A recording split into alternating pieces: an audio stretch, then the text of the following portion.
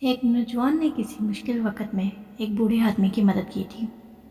گردش زمانہ سے یہ نوجوان کسی سنگین جرم میں گرفتار ہو گیا اور اسے قتل کی سزا دی گئی۔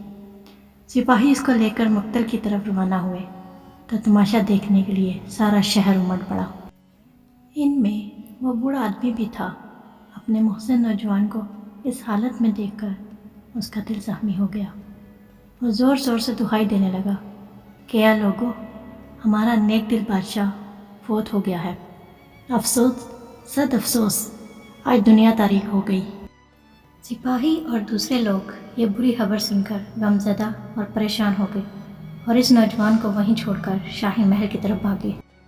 بوڑھے نے فوراً نوجوان کی زنجیریں کھول کر اسے بھگا دیا اور خود اس کی جگہ بیٹھ گیا۔ سپاہی محل میں پہنچے تو بادشاہ کو زندہ سلامت موجود پایا۔ اس کے بعد کسیانے ہو کر واپس آئے تو نوجوان کی جگہ بوڑھے کو وہاں بیٹھے دیکھا۔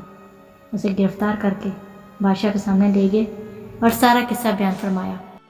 بادشاہ نے غضبناک ہو کر پوچھا کہ اے بوڑھے آدمی، تم نے میرے مرنے کی خبر کیوں اڑائی؟ میں نے تمہارا کیا بگاڑا تھا؟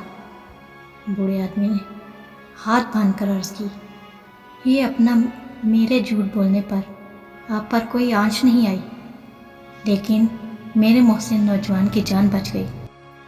فلاں وقت اس نے میری دستگیری کی تھی۔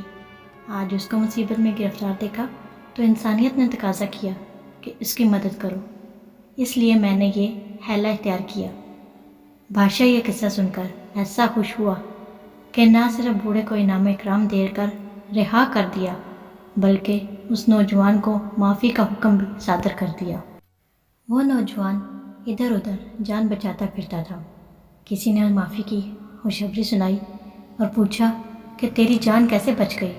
اس نے جواب دیا کہ ایک حقیقی رقم میرے کام آ گئی جو میں نے اس وقت سائل کو دی تھی۔ دوستو، اگر آج آپ کسی کے کام آئیں گے تو کل کو آپ کے بھی کوئی کام آئے گا۔ کسی نے سچ کہا ہے، احسان کا بدلہ احسان ہے۔